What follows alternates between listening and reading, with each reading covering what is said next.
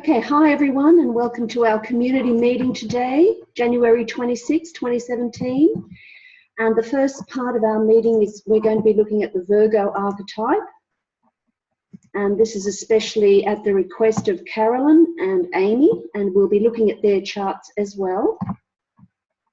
And so here's a good little diagram that shows us where Virgo sits. Sits in the middle of Leo and Libra. Just one moment, I'll just grab a pen.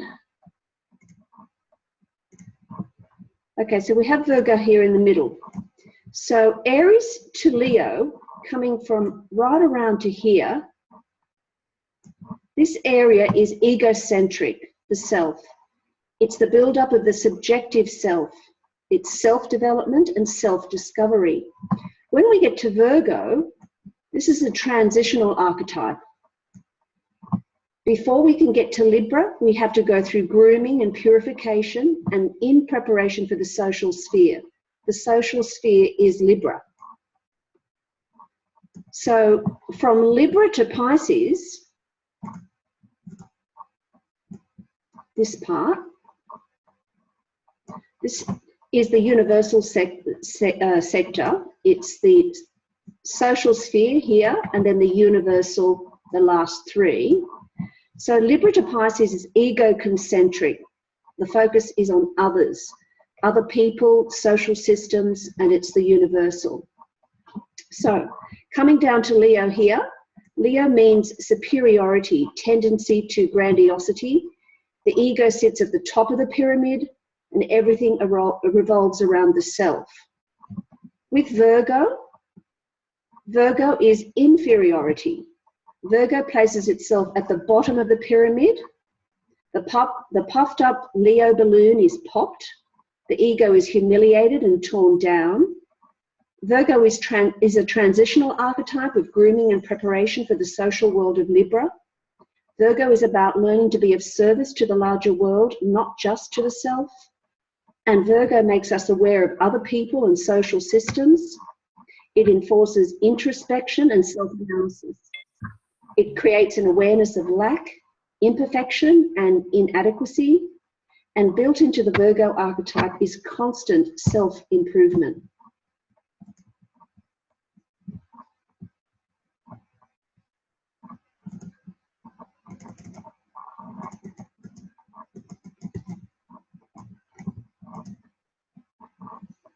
Oops. Just 1 second. I'm not sure how Simon undid all of them all at once, so just bear with me. Okay. So understanding the whole Virgo archetype. Here are the first things that we need to intuitively grasp about this archetype. Jeffrey Wolf Green said, "You're coming out of a sense of being full of oneself, Leo, and into Virgo where the fullness gets popped, deflated, and humiliated. The core lessons of Virgo are service, personal humility, discrimination, purification, and self-improvement. Built within the Virgo archetype is a natural humility, surrender, and forgiveness. Destructive cycles of crisis leads to analysis, critical thinking, change, self-improvement, and healing. We have deeply embedded man-made guilt in our psyche, the Garden of Eden myth, due to centuries of distorted conditioning. In its essence, the Virgo archetype, in accordance with natural laws, would be awareness of the totality of life, Pisces, and would discern that the role it could play would only be a tiny part of that whole. Virgo acknowledges a need to be of service to something other than the self. Thousands of years ago, during the patriarchal takeover, suppression of that which was natural led to distortion, and thus natural laws led to man-made laws, self-interest, greed, and delusion, Pisces. Effort, Virgo, is required to realign with natural laws. The Virgo expression in natural law would include natural, holistic, and alternative medicine fields. Conditioned Virgo suffers from perfectionist tendencies, while the natural Virgo would accept imperfection. The Pisces polarity allows us to just be, enjoy the moment, be peaceful and meditative, without compulsively trying to fix things all the time or perfect ourselves and others.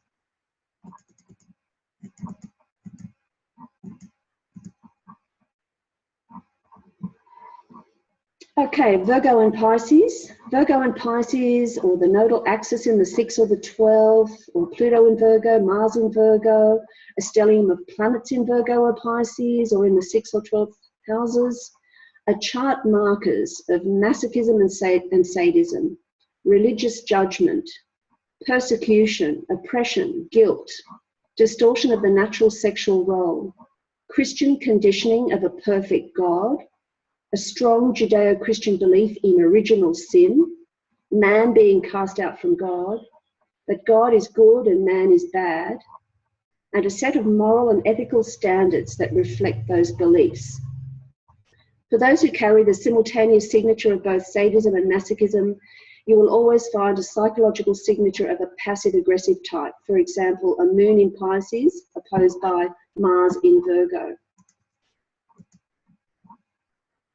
Here we come to the Garden of Eden myth, which basically takes place during the Virgo sub-age of the age of Pisces, which is the last 1,000 years. The Garden of Eden myth was used to cause guilt in men and women and thus gain control of them through religion. Under the present conditioning patterns, we are all subject to the Garden of Eden myth. This is based on the idea that there is a fundamental split between spirit and flesh, that spirit is good and flesh is bad. Adam was told by God to keep focused on God, but Eve tempted him, and Adam got distracted and responded to the temptation, turned away from God, and they were consequently kicked out of the garden. Eve felt guilt about her role in this and felt the need to atone for what she had done. So guilt plus atonement equals the psychology of masochism. Adam felt guilt for what he had done, and he was angry about it. He blamed Eve for his fall. Guilt plus anger equals the psychology of sadism. Because the underlying cause of this sadomasochistic distortion of life is the religious foundations of the culture, and because there is a collective unconscious which we are all tuned into, like it or not, we are all affected by this cultural conditioning. This manifests in both subtle ways, such as women getting paid less to do the same job that a man is doing, to S&M sexual activities. The culture as a whole is in utter denial of its sadistic and masochistic underpinnings. Notice that in the Garden of Eden myth, neither takes responsibility for their actions. Adam blames Eve for making him be tempted, and Eve blames herself for causing Adam to be tempted. Adam does not take responsibility for his actions, and Eve accepts the blame for what Adam did. Thus, there is an underlying victimization, and this plays out in our culturally accepted codependent and domination-submission relationship patterns. The psychology of masochism, there are 3 possible thought patterns. 1, I deserve pain, punishment, crisis, suffering, and denial, and I don't know why. 2, for my needs to be met, I must somehow hurt first. 3, I'm essentially worthless while intellectually knowing better. Virgo learns about the nature of its reality through crisis. Crisis leads to analysis, which leads to reflection. This is why Virgo endlessly analyzes. At some point, analysis and crisis will produce self-knowledge through pain. They are perpetually engaged in self-undermining activities, doing for others and not doing for self. Masochists learn through disillusionment, one of the most difficult emotional experiences of all, yet a necessary step. In place of the Leonian sense of self is a deep emptiness. The ego has been shown to be an illusion. The balloon has been popped. The deeper reality, Pisces, is sensed but not yet known. Virgo compensates for this inner emptiness or existential void by always being busy. There is always something to do and someone who needs my help. There is never time for me or to tend to my needs, the masochistic principle in action. Virgo needs to embrace the Pisces polarity by developing a regular spiritual practice and to discriminate between what is reality and what is illusion. So now we're going to delve deeply into the Virgo archetype and explore 3 items. So going to the first one, We're going to look at the historical wounds. So firstly, the wounding of the daemon soul. Daemon is a Latin word that the Christians, removing themselves from what Christ actually taught, perverted into the word demon. The word daemon means souls that are utterly unified with nature and all of its natural laws, especially the world of animals and plants. The quest is to move beyond human self-interest exclusion into a humble respect for all life and the ecosystems that sustain us. And real masochism en masse began in the 3rd century in Rome, relative to the wholesale persecution of the Christians by Nero. Christians at that time were willing to be crucified or killed for their beliefs versus renunciation of them, which Nero wanted them to do. And another historical wound is in the area of medicine. The Victorian perspective of women and medicine in the mid-19th century, middle-class women were encouraged to live a domesticated life. There were no opportunities to study and practice medicine. It took years of struggle to establish the position of women in medicine that we see today. Women in pre-patriarchal times were considered the natural healers. For thousands of years, the medical professions were reserved almost exclusively for men. And we're going to be looking at some of these difficulties in the Virgo archetype in the charts of Carolyn and Amy, and we'll get to that in a moment. And my last slide on Virgo is the empowered form as an expression of natural laws. Virgo's element is earth, and its intelligence serves to bring about positive changes for the earth and its inhabitants. Chiron rules Virgo and is a gate to higher consciousness of the outer planets, and allows moving away from an egocentric orientation to a focus on the bigger picture. Mutable in nature, Virgo desires to see change on all levels.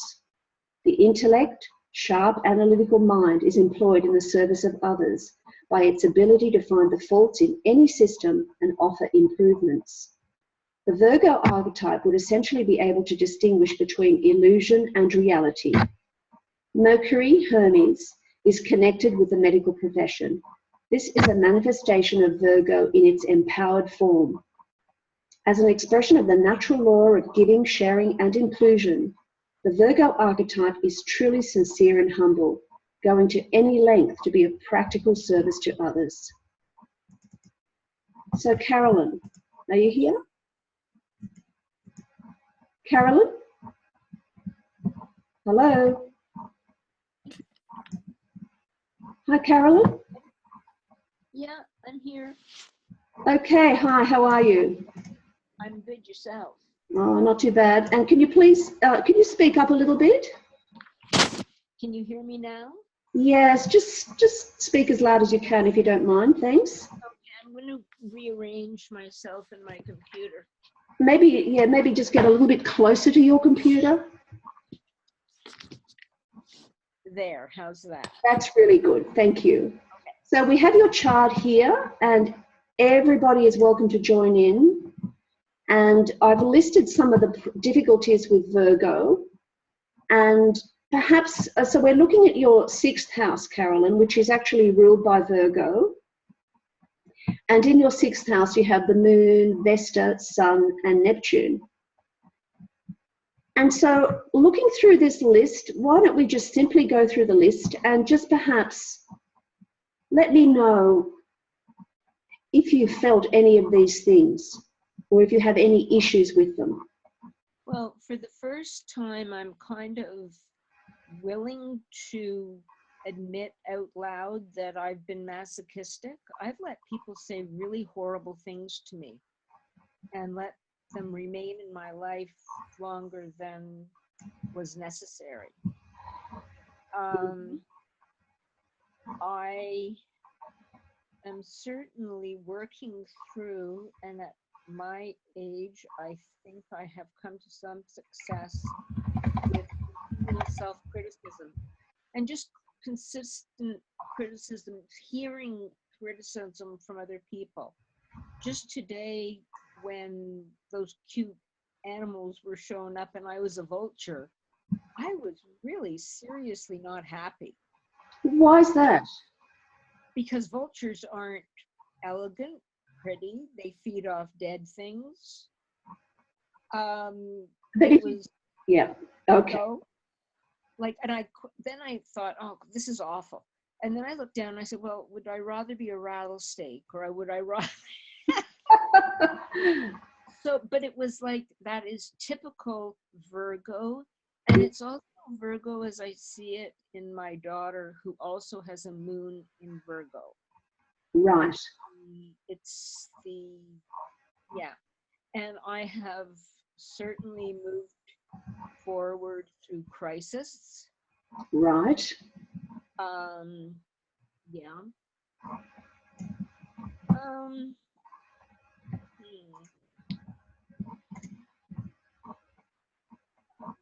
The feeling of not feeling ready, which I've come to realize, particularly recently, that in general I know far more than I think I know.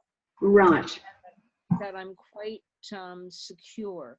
I was thinking when Simon was talking, and I was thinking about teaching, I don't teach subjects or people so much. I teach people how to learn. Right. I'm really good at that. I taught a teenager mathematics that I knew nothing about, only because I used the Virgo ability to organize. Mm-hmm. And I said, put your equal signs all on, one per line, that's what you get. And she figured it out. But I could see how to tweak things so it would be easier. So I see my path as showing people how to make things easier, in particular in my life. No, that's what I'll say. I will say that I have always counseled children on how to get through life in an authentic way, with not fighting unnecessary battles. Mm-hmm. Very Libra in 6th house too, Yes. Certainly felt inadequate, which I intellectually know isn't true, because I certainly rise to the occasion and have for decades. Not so critical of others. It's like I have an ability to see what people are, but I'm really not attached to it. It's just their path, it's who they are.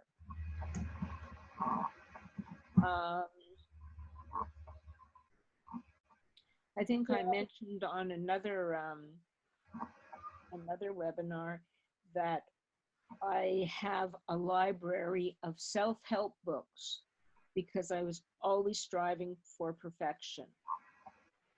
And now I'm gradually throwing those, well, I'm not throwing them out, I'm passing them on, I'm doing whatever with them. So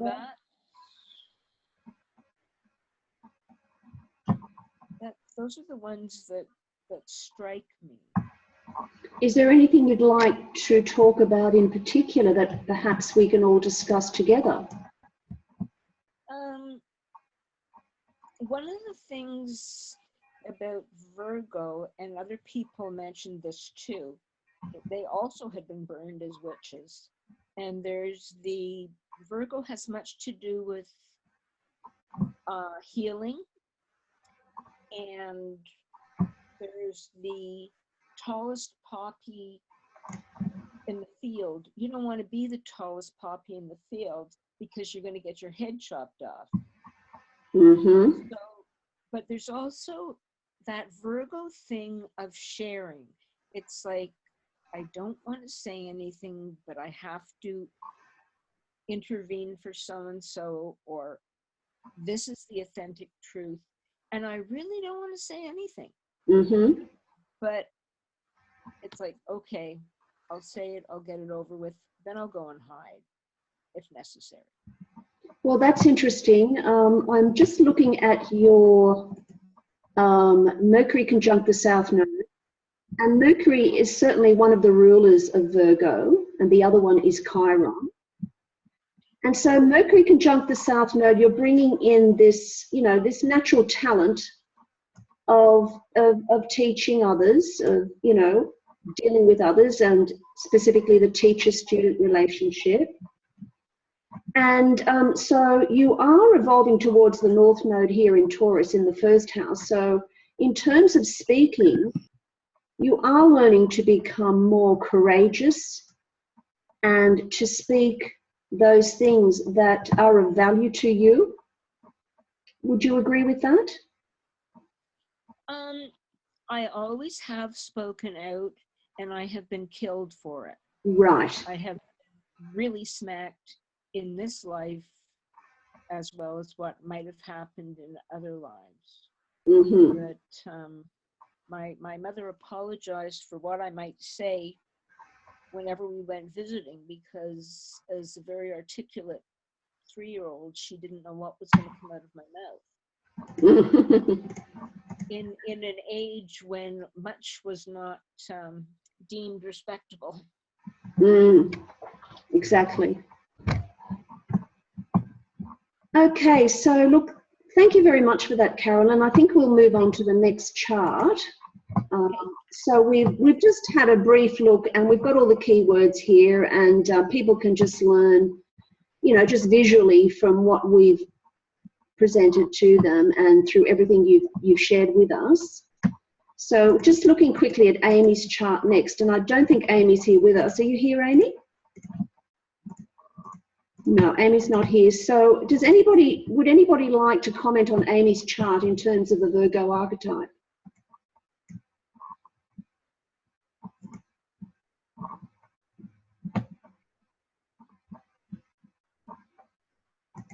Okay, so one thing I will say about this chart is that it is a paradoxical chart with Libra on the ascendant. So you can see every house cusp is ruled by the sign that is opposite the natural sign of that cusp.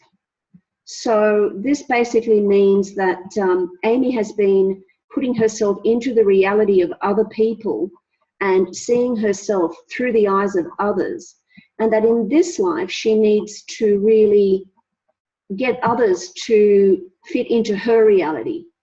So she needs to come first. So she's been a people pleaser and, you know, just worried about her effect on other people all the time. So we can see here the North Node in Aries in the 6th house, and Chiron in the 6th house, which is the area to make this adjustment. And her Pluto polarity point is also in the 6th house. So that's all I'll say about this. So does anyone have anything else to add to this section on the Virgo archetype? I just wanted to say that that's a really powerful chart. I mean, look at all that Virgo. Yes. Mega Virgo. And it's really about her discerning, like you said, to put herself first and really live out that Mars and Leo. So I think sometimes the Virgo charts, when you have such a deep Damien soul, and I think Jeffrey would call that a weak ego, right? Which is like, that's how my chart is described, as a weak ego, all that Virgo. And the Leo there is to really help actually build an ego and to build a sense of self. So we can go kind of backwards into the Leo archetype to help us move out of the entrenched Virgo also. Yeah, definitely. And yeah, with Pluto in the 12th house, we can see that she has, you know, dealt with victimization and martyrdom, and with that Libran ascendant, you know, always putting others before her, to the point now where all these planets in the 12th house, well, these are greater forces. You know, she's just surrendered to all of these greater forces, but really she needs to come out of that and express herself here through the Virgo archetype in the 6th house. And be her own inner authority. Like Saturn retrograde in the 7th too. She's going to doubt herself first, but to really, you know, have to create the structure she needs for self-love. Yes, definitely. And the ruler of Saturn and Chiron and the North Node is Mars in Leo in the 11th house, which is a great symbol for liberation and giving her the strength to shine in her own right. So I think we'll stop here and we'll end the meeting here. So thank you, everybody.